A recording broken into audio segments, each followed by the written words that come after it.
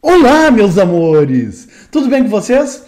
Aqui quem fala é o professor Vicente Cassep Borges e você está no canal do GAT. O vídeo de hoje é para discutir um tema contemporâneo, um tema que todo mundo vai falar sobre isso, que é pesquisas eleitorais, né? Então o GAT, como um canal que discute a questão de estatística, e também temos uma playlist sobre alguns debates mais polêmicos, alguns debates assim, nós vamos trazer esse debate que vai estar bastante em voga na eleição, certo? Então nós vamos falar sobre as pesquisas eleitorais e discutir a parte estatística de pesquisa eleitoral. O objetivo desse vídeo é ensinar um pouco para as pessoas, principalmente para pessoas leigas, para elas poderem aprender um pouquinho como é que funciona a metodologia por trás da pesquisa eleitoral. Legal, né? Então, tendo essa ideia, assim, já vamos para o nosso vídeo, né? Primeira coisa, para que serve uma pesquisa eleitoral? Tá? Pesquisa eleitoral ela tem muita utilidade, é muito importante a gente saber como é que vai ser o resultado da eleição antes que a eleição aconteça. Né? Imagina para o investidor, quem está investindo dinheiro, que é o meu caso, sou investidor. Se eu sei que o candidato A vai ganhar a eleição, eu vou comprar um tipo de ações. Se eu sei que o candidato B vai ganhar a eleição, vou comprar outro tipo de ação que eu sei que o candidato favorece, que o candidato gosta mais daquela classe de ações, enfim. Ou vendo tudo, que eu acho que vai ser o caos. Então, são decisões que a gente tem que tomar, né, como investidor. Uma empresa também tem que tomar essa decisão. Tal candidato é favorável à atividade da minha empresa, é contrário. Então, tem muitos setores econômicos da sociedade que têm interesse de saber o resultado de uma eleição antes que essa eleição aconteça. Então é bastante importante. Uma eleição mexe com não só com o povo, mas mexe com gente que tem dinheiro, assim, está interessada nesse resultado, em saber o quanto antes, ou ter uma expectativa, uma previsão o quanto antes possível desse resultado para tomar essas decisões, né? E por isso essas pessoas também poderosas, essas pessoas que têm dinheiro, que precisam saber desse resultado da eleição, ou mesmo a própria imprensa quer saber o resultado da eleição antes para divulgar. Então essas pessoas pagam pela pesquisa eleitoral, né?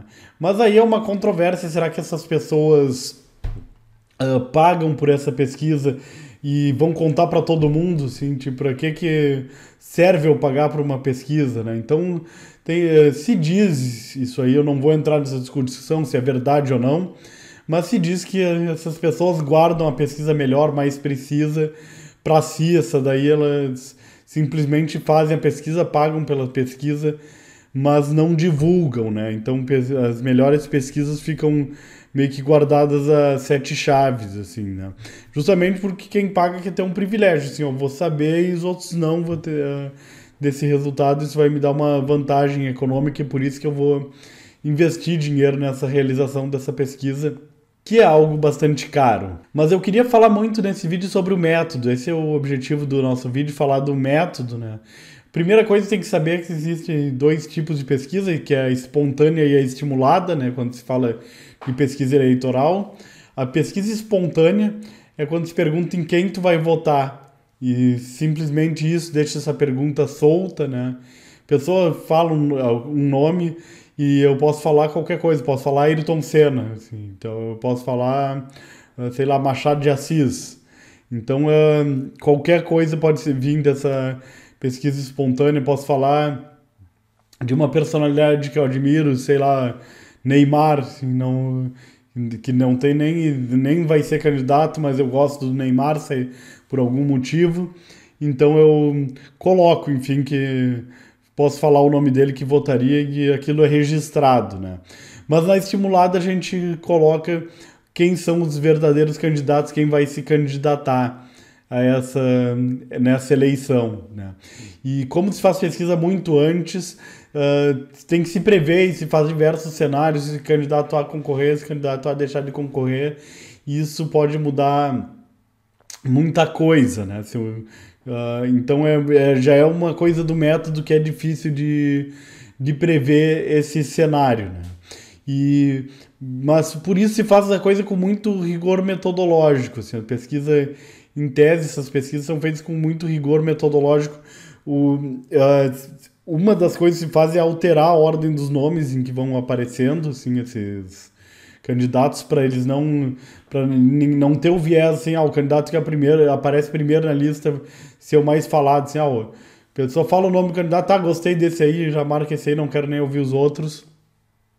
Então, se faz randomizado para cada participante da pesquisa, cada entrevistado, se pergunta em uma ordem.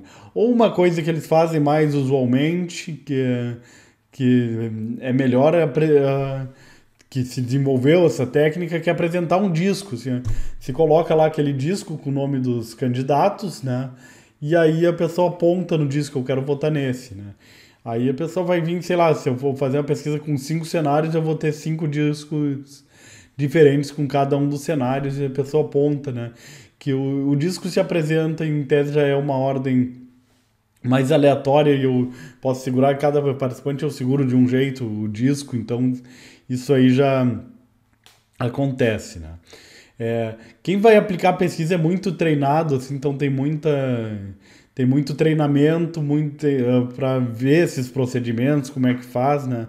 Uma das coisas que você pode fazer é assim, conta 10 pessoas, você precisa achar um homem na faixa etária lá dos 30 aos 40 anos. Aí tu vai lá pra praça da cidade, enfim, fica esperando as pessoas passar, né? E tu vai contar 10 homens que passarem que você acha que tem aquela faixa etária. Quando passar o 11º, aquele lá é o que eu vou abordar, assim, tá? Então isso é o que se faz, né? Os supervisores também, isso aí é um controle metodológico, faz 20% dos dados, eu estou dando um exemplo hipotético, né? Mas 20% dos dados eles vão lá junto com o aplicador dos questionários para treinar, para ver se ele está fazendo certo, não está fazendo nada errado, porque tem todo esse tipo de controle metodológico, né? Mas eu me questiono muito nessas pesquisas se o aplicador de fato vai fazer isso, vai contar 10 pessoas. Ele pode chegar, eu vou pegar o primeiro porque eu quero ir mais rápido aqui, para terminar minha pesquisa mais rápido, minha coleta, porque o aplicador não vai entender assim, que a importância desse controle metodológico para uma pesquisa, o quanto que é importante fazer isso e seguir à risca o procedimento, né? Isso é para evitar o viés dele chegar assim, vou pegar aquele lá, tem cara de ser o mais simpático, assim, tem cara de ser o que vota no candidato que eu voto, qualquer coisa assim. Então, essa é a ideia de fazer essa contagem e não abordar a primeira pessoa, né? Dito isso, a gente tem que pensar na questão da amostragem, como é que eu vou escolher minha amostra, quem é que vai ser minha amostra, né? A melhor amostragem que tem é a amostragem aleatória simples, é a melhor maneira de amostrar. Mas aí, para fazer isso, eu tenho que ter um cadastro de todas as pessoas do Brasil, fazer uma pesquisa nacional, que é o exemplo que eu estou dando.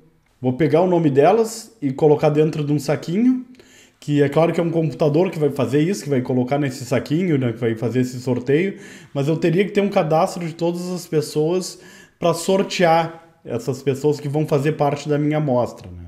Isso é praticamente impossível, inviável. Eu acho que nem o governo federal tem esse cadastro tão bem assim, organizado, né? E quanto mais os institutos de pesquisa. E isso ainda tem um problema, né?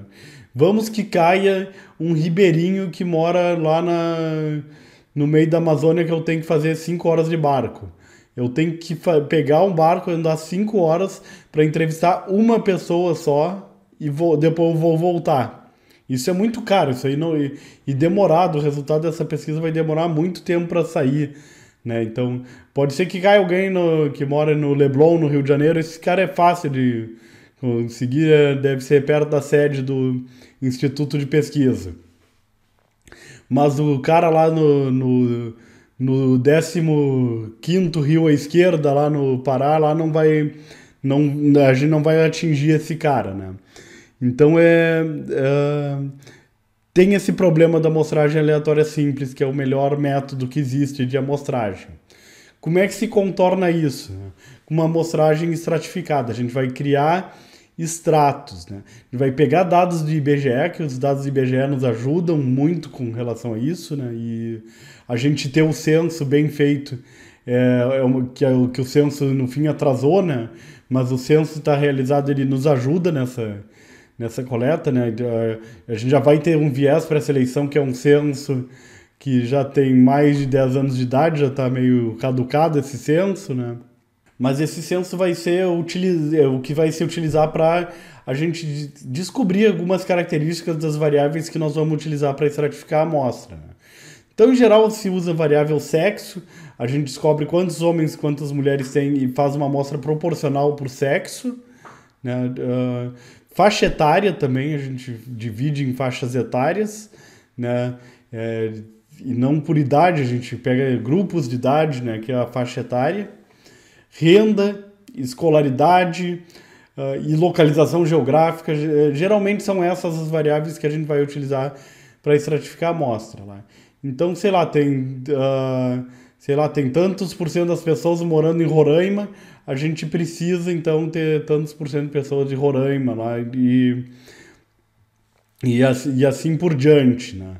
A gente também vai ter que estratificar cidades grandes, pequenas, médias, a gente vai ter que pegar esse tipo de cidade e aí a gente vai sortear quais as cidades a gente vai fazer essa coleta, tá?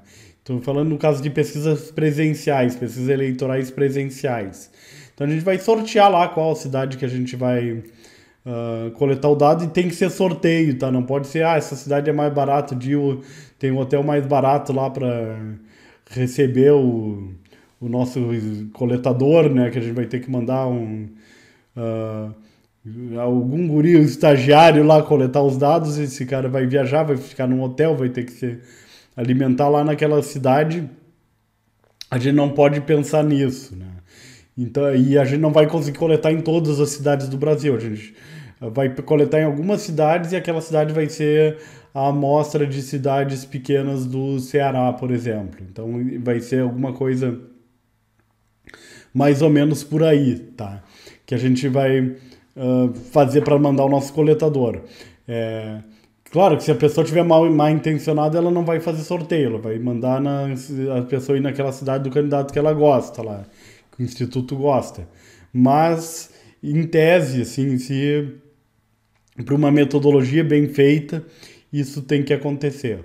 E isso nos leva a uma discussão de qual o tipo de pesquisa que é melhor, né? Se são as pesquisas por telefone ou pesquisas presenciais, né? Nós temos esses dois tipos de pesquisa, tá? A pesquisa presencial ela é a mais utilizada, mais tradicionalmente utilizada, né? Mas ela é muito mais cara, ela é bem mais cara do que uma pesquisa presencial, né? E tem que ter uma justificativa, enfim, de qualidade para que ela seja, enfim, efetuada, assim, continue sendo efetuada e se acredita, enfim, que ela tenha mais qualidade. Mas tem alguns defeitos também que a pesquisa por telefone, mesmo sendo mais barata, supera, tá? E, bom, a pesquisa presencial ela pode ser feita de duas maneiras, tá? Assim, ou batendo de porta em porta, ou ir em algum lugar público e indagar as pessoas que estão naquele ambiente. E a pesquisa por telefone também pode ser feita de duas formas, né? Uma é uma pessoa ligando para ter aquele contato humano e a segunda forma é um robô que vai fazer a ligação. A gente pode fazer um disparo em massas de robôs tentando ligar. Vocês já devem ter recebido 500 mil ligações de robôs, né? Então essa é uma das maneiras de fazer a pesquisa eleitoral. Se você gosta de tal candidato, digite 1, se quer o outro, digite 2 e assim por diante, tá? São as duas maneiras de fazer essas pesquisas. A pesquisa presencial ela tem esse viés que, imagina, eu vou bater de porta em porta. Assim. Então, se diz assim que a pesquisa por telefone ela não atinge as pessoas mais pobres, enfim, que a pesquisa presencial atinge. Mas isso é entre aspas também, porque tem esses lugares muito remotos na Amazônia lá e essas pessoas votam, são poucos eleitores, é verdade, sim, não é o grosso dos eleitores, mas é difícil de mandar uma equipe para lá, né, nesses lugares que uma pessoa está muito isolada da outra, né. E também, assim, a gente tem essa dificuldade de que, imagine que bate um pesquisador num condomínio Alphaville lá, assim, o porteiro simplesmente não vai deixar a pessoa entrar, então também a gente já vai ter uma dificuldade de pegar esse cara mais rico que a gente consegue pelo telefone, né? Já é uma coisa que já é mais fácil. Mas contra a pesquisa por telefone, a gente tem o fato de que se diz que muita gente não tem telefone, o que eu acredito seja mentira, assim, tipo, eu não acredito muito nesse argumento, eu acho que ah, qualquer pessoa pobre, por mais pobre que seja, ela dispõe de um telefone celular, as pessoas, ah, enfim, são muito poucas as pessoas que não dispõem de telefone celular hoje, tá? Já é uma tecnologia que está acessível para todo mundo, né? E, apesar de eu vi um dado de que 20% das pessoas não têm telefone celular, só que tem que considerar que crianças até uma determinada idade não têm telefone celular, né? Então eu não sei quantos por cento das pessoas têm telefone, mas já é algo mais acessível, né? Inclusive, países desenvolvidos têm uma tradição de fazer as pesquisas por telefone mais do que no Brasil, justamente porque a gente não tinha acesso a telefone há um tempo atrás, né? Então nossas pesquisas sempre foram presenciais. Mas a questão principal que eu vejo na pesquisa por telefone é a questão de que ninguém quer responder uma pesquisa por telefone. Se liga um robô para mim, eu já vejo uma voz de robô, eu já desligo na cara. Eu, particularmente, faço assim, eu não quero nem saber de onde é que é o tal do robô, né? E provavelmente quando se vê que é uma pesquisa, as pessoas já vão achar, tipo, só as pessoas mais fanáticas vão responder, né? Que vão ficar porque, uma pesquisa, eu quero apoiar meu candidato. E não são essas pessoas que decidem a eleição, assim. Quem decide a eleição é o cara que não tá nem aí pra política, que tá na sua de qualquer jeito, enfim, que é o cara que vai, que é o grosso da população. Então, se a gente pensar assim, determinado candidato colocou 500 mil pessoas, 1 milhão de pessoas num comício, isso é muito legal, demonstra força, mas não é um indicador que vai decidir uma eleição, assim, porque desse 1 milhão nós estamos falando de uma população de cento e tantos milhões de eleitores, né?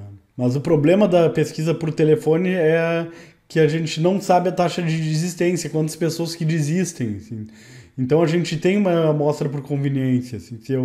Se eu tentei, sei lá, eu preciso disparar 20 telefonemas para conseguir uma pessoa, essa uma pessoa é diferente das outras, né? Essa uma pessoa é uma pessoa que responde pesquisas, que gosta, que se interessa, é uma pessoa que tem mais conhecimento, porque às vezes aquele digite 1, digite 2, tem gente que não consegue fazer aquilo lá.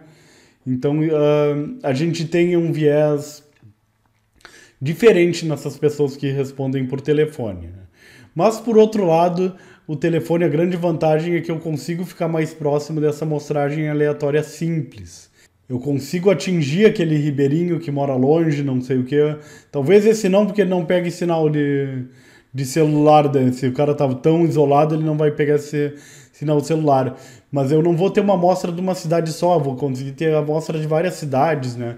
Eu posso fazer meu extrato por DDDs e ligar para números aleatórios. Não sei quantas pessoas que existem no DDD 11, que é São Paulo, 21, que é Rio de Janeiro, nos maiores. E posso pegar, sei lá, DDD 67, que é Mato Grosso do Sul, já tem menos pessoas com telefones nesse DDD, com esses números de telefone, mas eu consigo atingir todo mundo de uma maneira fácil, mais barata, enfim, né? E é uma questão para a gente discutir se elas são mais eficazes ou menos eficazes, né? Vou deixar na descrição um link de um vídeo que discute essa questão com mais profundidade. Mas a questão que eu queria entrar para a gente finalizar esse vídeo com falar um pouco da parte técnica, é como é que eu sei o tamanho da amostra, como é que eu calculo o tamanho da amostra que eu vou utilizar, né? E a gente vai utilizar cálculo amostral. Eu peguei uma calculadora amostral aqui do site SurveyMonkey. Existem dezenas de calculadoras amostrais, estão todas muito parecidas na maneira de utilizar, Por enquanto ele está me dando 0, porque eu não digitei nada, assim. E, então, só para a gente entender como é que esse cálculo amostral é feito, como é que a gente determina o tamanho de uma amostra. E isso é uma coisa que é mágica da nossa estatística, tá? Então, a primeira coisa que a gente vai fazer é o intervalo de confiança, o grau de confiança que está aqui. A gente chama de intervalo de confiança. Tem algumas opções para escolher. Geralmente se usa 95%. Tá? O que significa intervalo de confiança? Significa que, no caso 95, que é o valor que eu decidi botar aqui, em 95% das vezes minha pesquisa estará certa. 5% das vezes que eu fizer a pesquisa vai sair da margem de erro. Tá? Então, esse é um dado que é sempre divulgado nas pesquisas, é importante quando divulgarem vocês saberem o que é o intervalo de confiança. Né? De novo, 95% eu vou acertar a minha pesquisa. Em 5% das vezes vai sair da margem de erro. Né? Pelo menos isso é um cálculo estatístico. E outra coisa importante, isso aqui é feito para amostragem aleatória simples. Tá? Se sai da margem de erro mais do que 5% das vezes, o erro é metodológico. A amostragem não foi coletada de maneira aleatória. Então a gente tem é um problema metodológico. Mas se eu fizer uma amostragem aleatória simples, colocar o nome de todo mundo dentro do saco e sortear, em 95% das vezes eu vou acertar o meu resultado dentro da margem de erro. Tá? E a margem de erro, então, já é uma coisa bem fácil de entender. É o quanto, então, que a partir dessa explicação do intervalo de confiança, né? Então, é o quanto que eu estou disposto a assumir como erro. Né? E geralmente as pesquisas eleitorais fazem em 2%, colocam em 2% essa margem de erro. Tá? Esse é o valor que tem sido divulgado na mídia, mas... para minhas pesquisas em psicologia, a gente usa 5% de margem de erro, dependendo das coisas que a gente vai fazer. A gente pode mexer, eu posso querer ter uma precisão maior, boto em 1% minha margem de erro. Então tudo tem um custo. Né? Mas vamos lá. Vamos começar com uma amostragem de 100 pessoas. Tá? Então, se eu quiser, se eu tiver 100 pessoas e estou disposto a errar 2% só, a minha amostra precisa ser de 97 pessoas, tá? Então, quando a gente tem um número pequeno para fazer o que a pesquisa eleitoral faz, eu preciso de quase toda a população, tá? Eu posso liberar 3 pessoas apenas, tá? Então, vamos botar 1.000 pessoas aqui. Se eu quiser representar 1.000 pessoas com os mesmos parâmetros, eu já vou precisar de 707 pessoas, tá? Então ainda é quase todo mundo para representar a vontade dessas 1.000, mas eu já estou liberando 30% das pessoas aqui da minha amostra contra 3% antes, né? Então já tem já diminui. Então isso que eu queria que vocês mostrassem, quanto maior for a população, menos pessoas eu preciso para mostrar. Se for 10.000, vou precisar de 1.900 pessoas, enfim, para mostrar. Mas vamos pegar o Brasil, né? O Brasil tem 200 milhões de pessoas, né? Eu não sei quantos são eleitores, mas vamos botar esse número aqui.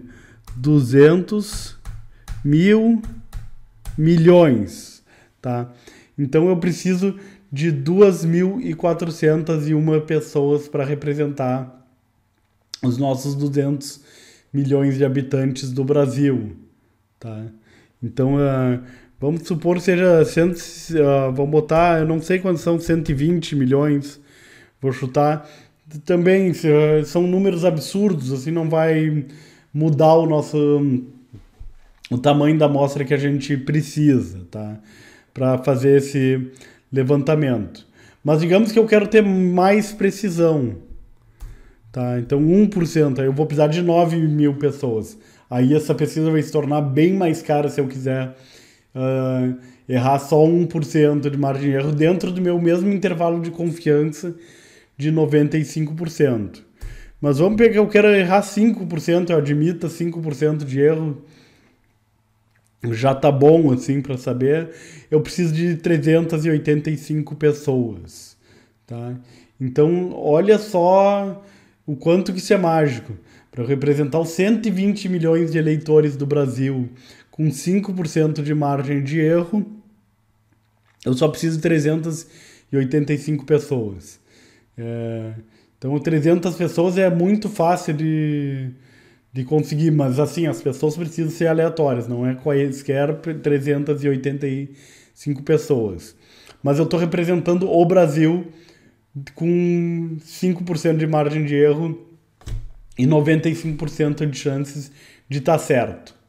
Outra questão que eu queria mostrar, porque e eu peguei até outra calculadora amostral para mostrar isso aqui, que os alunos fazem bastante confusão com as pessoas que eu ensino, que é com relação ao nível de confiança e a margem de erro.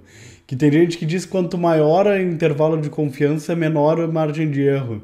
Mas é justamente o contrário. Tipo, porque a pessoa imagina que quanto mais eu confio na pesquisa, menos erro essa pesquisa tem.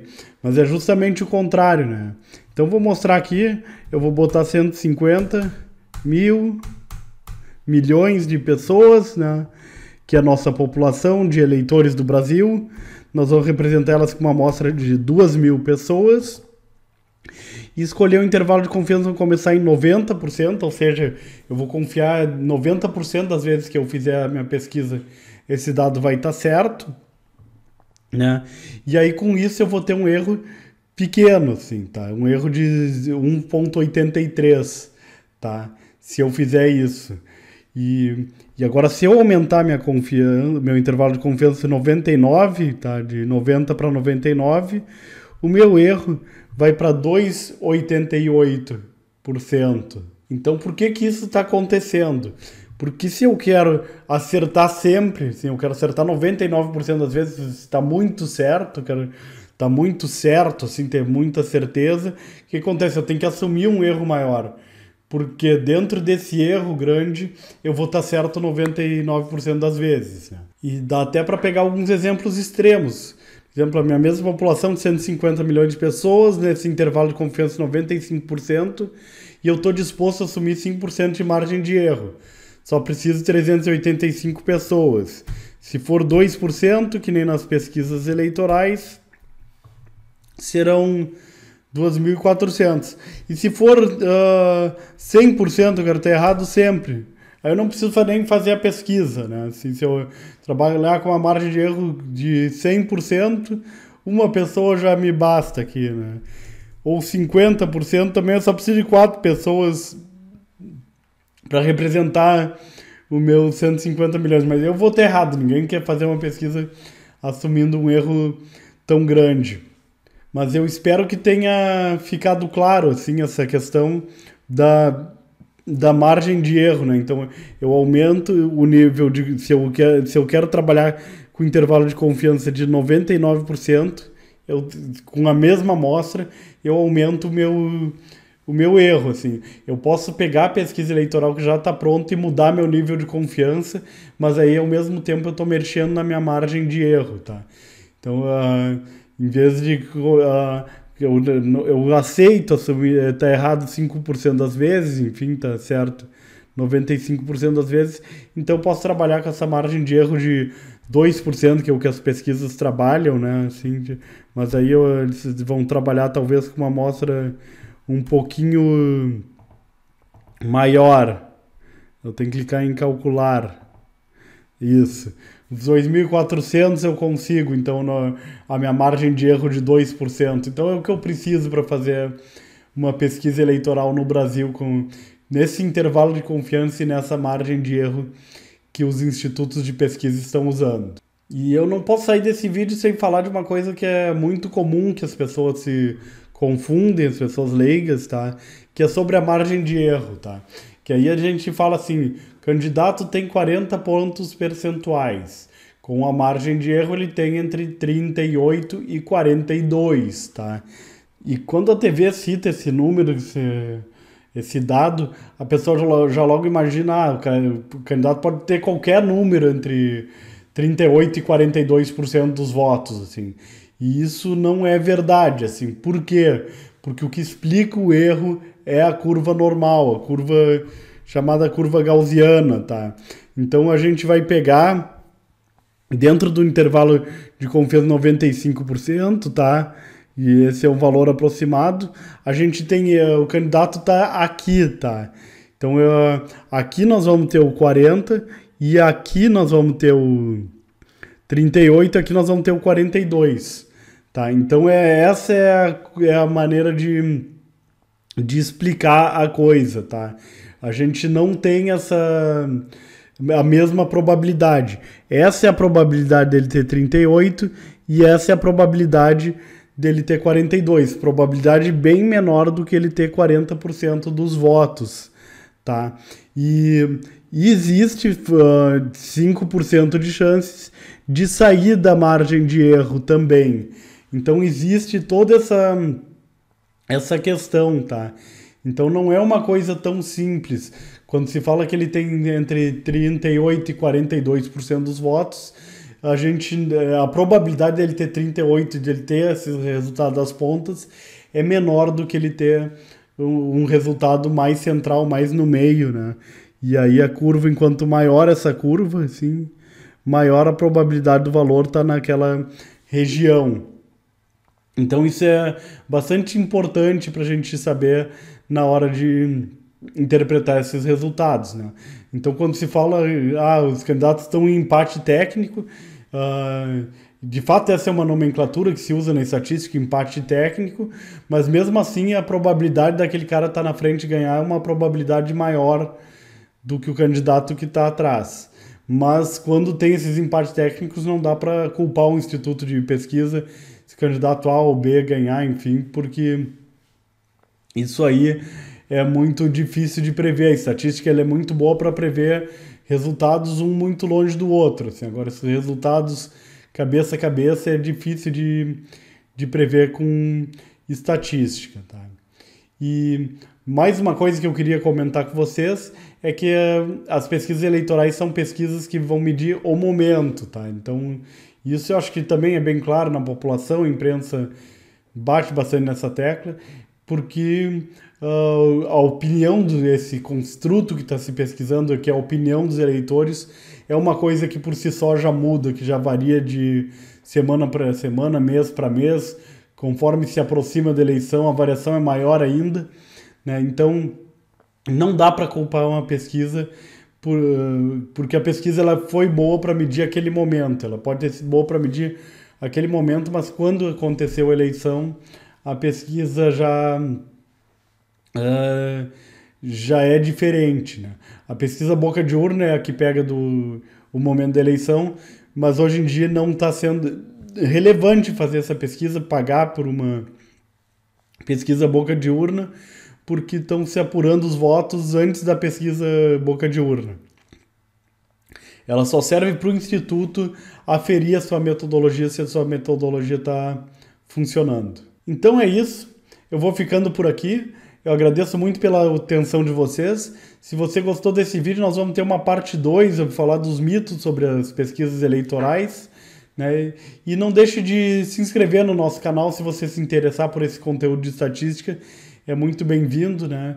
E o próprio like ajuda assim, bastante o canal, que quero muito fazer ele crescer, tá?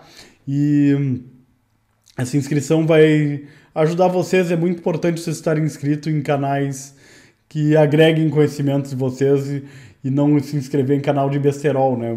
É importante estar inscrito em canal que vai trazer alguma coisa útil para você.